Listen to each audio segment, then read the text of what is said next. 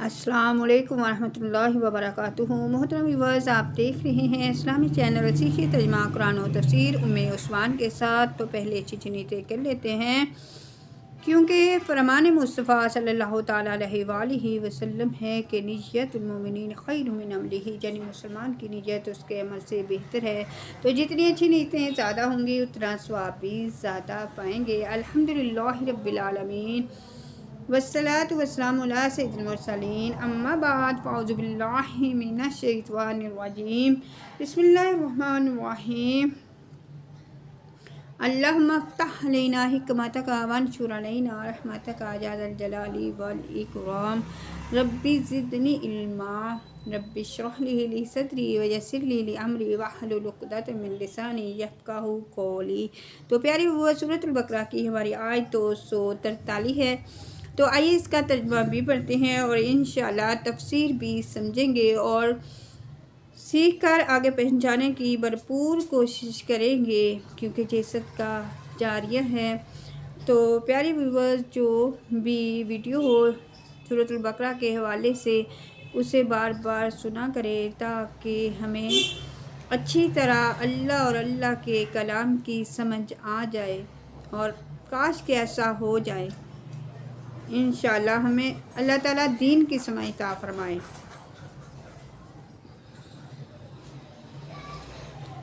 अलम तरा इलल्लज़ीना खरजू मिन दियारिहिम वहुम अलूफुन हज़रल मौत फ़क़ाला लहुमुल्लाहु मूतू सुम्मा अहयाहुम इन्नल्लाहा लज़ू फ़ज़लिन अलन्नासी वलकिन अक्सरन्नासा ला यशकुरून।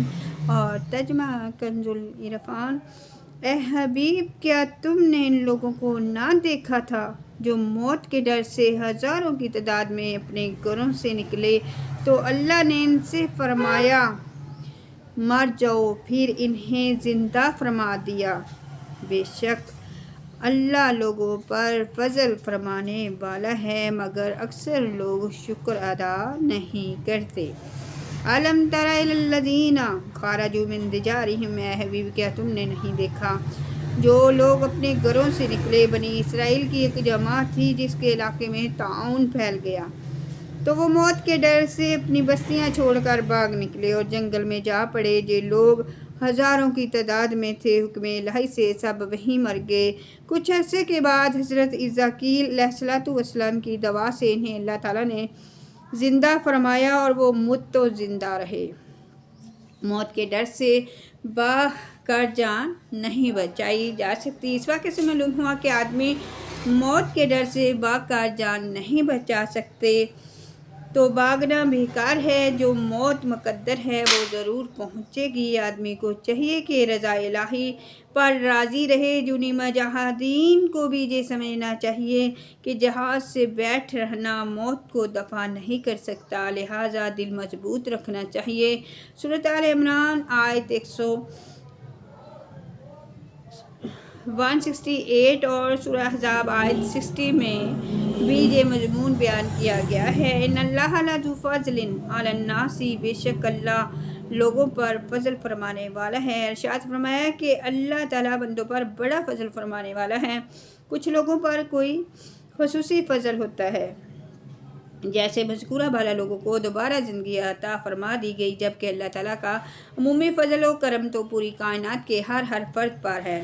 हर इंसान दिन रात अपने ज़हर बातन में अल्लाह ताला के करोड़ एहसानात लिए चल रहा है, लेकिन लोगों की अक्सरियत अल्लाह ताला के फजल व करम पर इसकी शुक्रगुज़ार नहीं होती। वक़ातिलू फ़ी सबीलिल्लाहि वअलमू अन्नल्लाहा समीउन अलीम, और अल्लाह की राह में लड़ो और जान लो कि अल्लाह सुनने वाला और जानने वाला है। वक़ातिलू फ़ी सबीलिल्लाहि, और अल्लाह की राह में लड़ो। ज़िंदगी की बेसबाती और मौत के बयान के बाद समझाया जा रहा है कि जब ज़िंदगी ऐसी ही नापायदार है और किसी भी सूरत मौत से फ़रार मुमकिन नहीं, तो जहाद से मुँह फेर कर मौत से न भागो, जैसा बनी इसराइल भागे थे, क्योंकि मौत से भागना काम नहीं आता।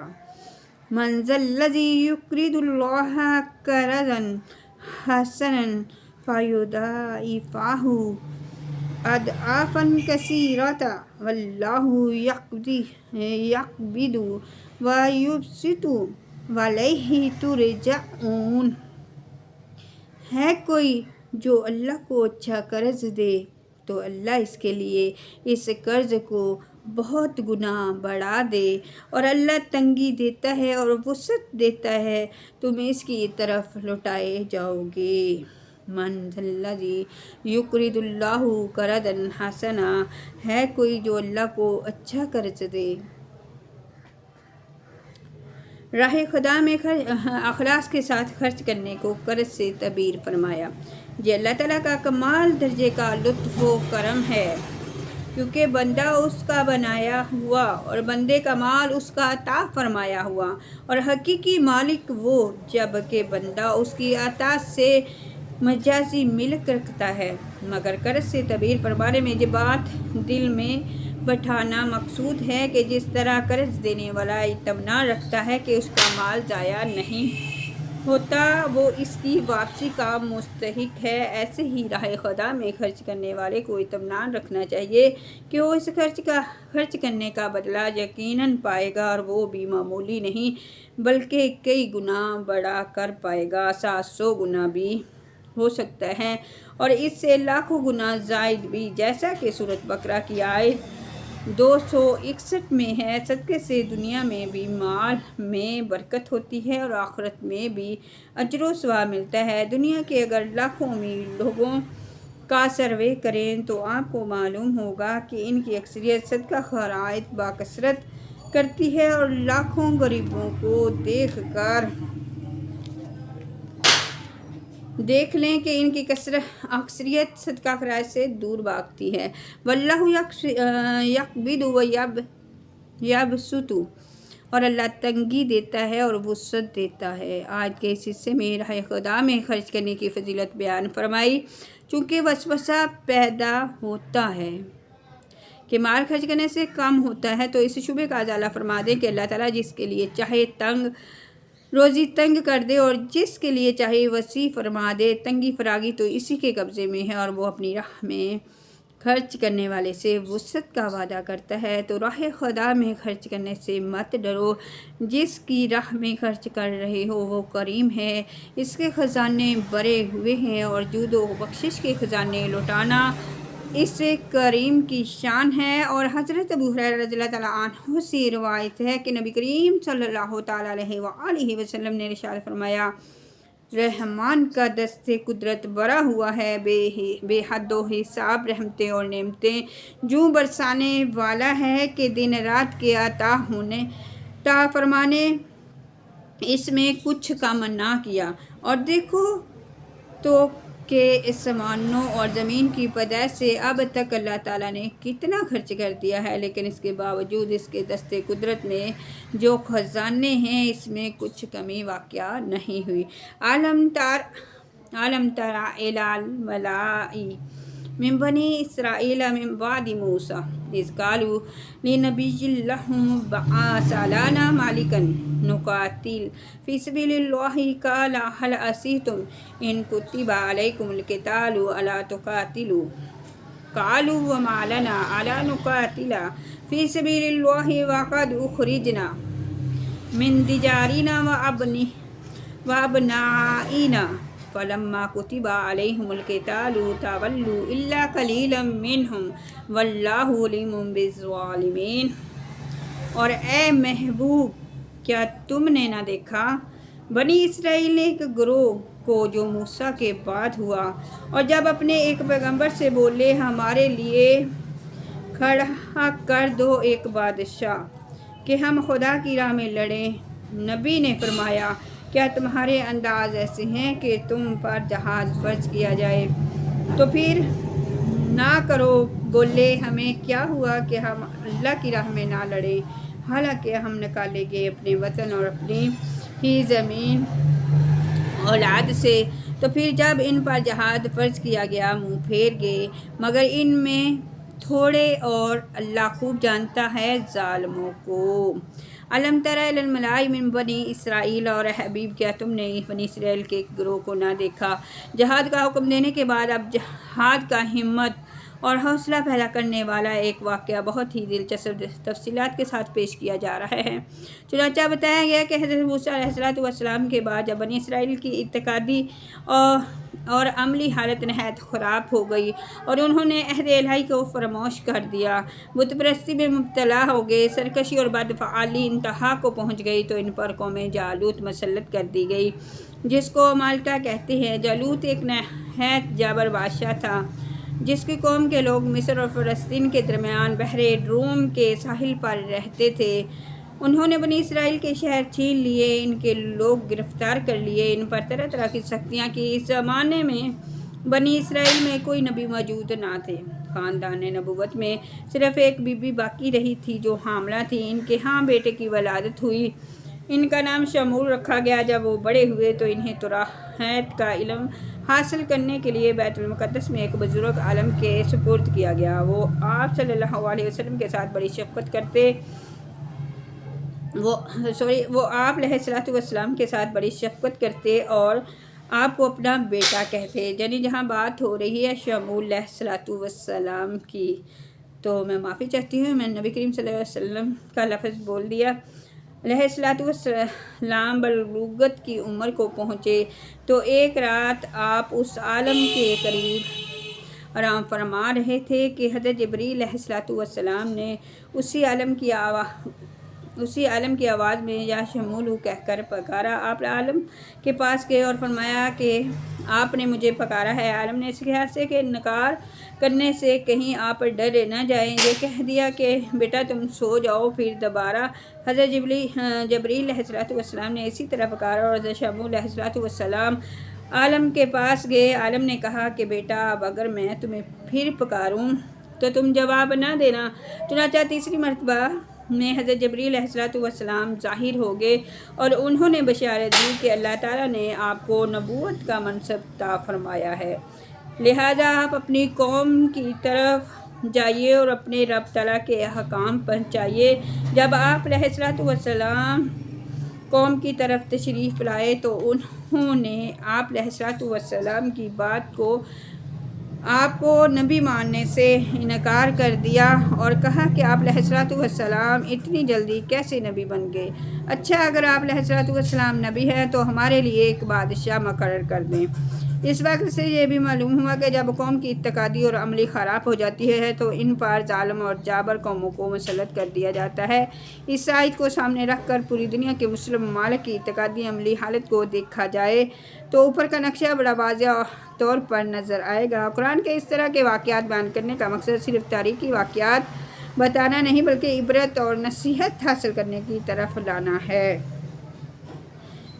ابعث لنا ملکا، ہمارے لیے بادشاہ مقرر کر دیجیے۔ جب بنی اسرائیل نے حضرت شمول علیہ السلام سے کہا کہ آپ ہمارے لیے بادشاہ مقرر کر دیجیے تاکہ ہم راہ خدا میں جہاد کریں، تو حضرت شمول علیہ السلام نے فرمایا کہ ایسا نہ ہو کہ تم پر بادشاہ مقرر کیا جائے تو تم جہاد کرنے سے انکار کر دو اور منہ پھیر دو۔ اس پر قوم نے جذبات میں آ کر کہا کہ یہ کیسے ہو سکتا ہے کہ ہم جہاد سے منہ پھیریں جب کہ قوم جالوت نے ہماری قوم کے لوگوں کو ان کے وطن سے نکالا ہے، ان کی اولاد کو قتل کیا ہے، ان کی نسلوں کو تباہ کیا ہے۔ یہ سن کر حضرت شمول علیہ السلام نے بارگاہ الہی میں دعا کی اور اللہ تعالیٰ نے ان کی درخواست قبول فرماتے ہوئے ان کے لیے ایک بادشاہ مقرر فرما دیا اور انہیں جہاد کا حکم دیا۔ لیکن بعد میں وہی ہوا جس کا اندیشہ اللہ تعالیٰ کے نبی نے ظاہر فرمایا تھا، یعنی بنی اسرائیل کی ایک بہت معمولی تعداد یعنی اہل بدر کے برابر صرف 313 افراد جہاد کے لیے تیار رہے اور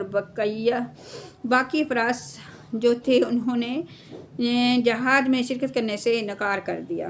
یاد رکھیں کہ نعرے مارنے میں آگے آگے ہونا اور عملی میدان میں پیٹھ دکھا دینا بزدل قوموں کا وتیرہ ہے اور کامل لوگ گفتار کے نہیں بلکہ کردار کے غازی ہوتے ہیں۔ وقال لهم نبیہم ان اللہ قد بعث لکم طالوت ملکا، قالوا أنا يكون له الملك علينا ونحن أحق بالملك منه ولم يؤت سعة من المال قال إن الله اصطفاه عليكم وزاده بسطة في العلم والجسم والله يؤتي ملكه من يشاء والله واسع عليم۔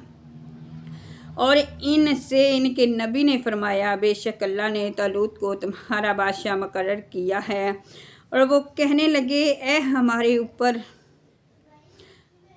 کہاں سے بادشاہی حاصل ہو گئی، اس سے ہمارے اوپر کہاں سے بادشاہی حاصل ہو گئی، حالانکہ ہم اس سے زیادہ سلطنت کے مستحق ہیں اور اسے مال میں بھی وسعت نہیں دی گئی۔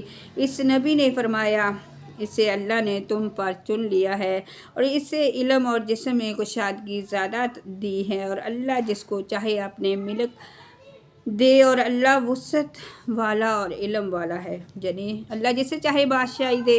وقال لهم نبیہم، اور ان سے ان کے نبی نے فرمایا بنی اسرائیل نے چونکہ بادشاہ مقرر کرنے کی درخواست دی تھی، چنانچہ حضرت شمویل علیہ السلام کو اللہ تعالیٰ کی طرف سے ایک عصا ملا اور بتایا گیا کہ جو شخص تمہاری قوم کا بادشاہ ہوگا اس کا قد اس عصا کے برابر ہوگا۔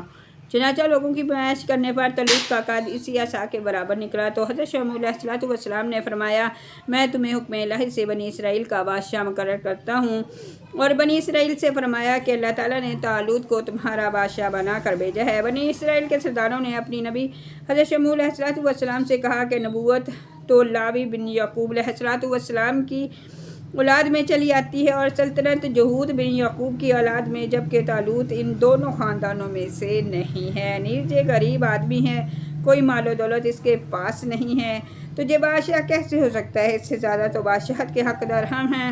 اس معاملے میں یہ بنی اسرائیل کی پہلی نافرمانی تھی کہ اللہ تعالیٰ کے حکم کے مقابلے میں اپنا قیاس کیا اور بلا وجہ کی بحث کی۔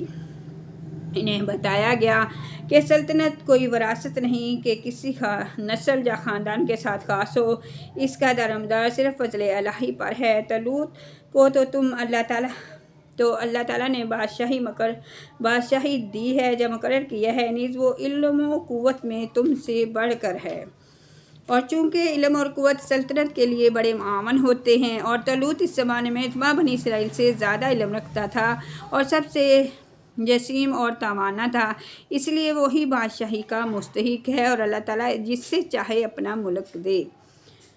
حکم الہی کے مقابلے میں اپنے اندازے تخمینے قائم کرنا ناجائز ہے۔ اور نمبر 2 علم مال سے افضل ہے۔ حکمران ہونے کا معیار مال و دولت نہیں بلکہ علم و قوت اور قابلیت اور صلاحیت ہے۔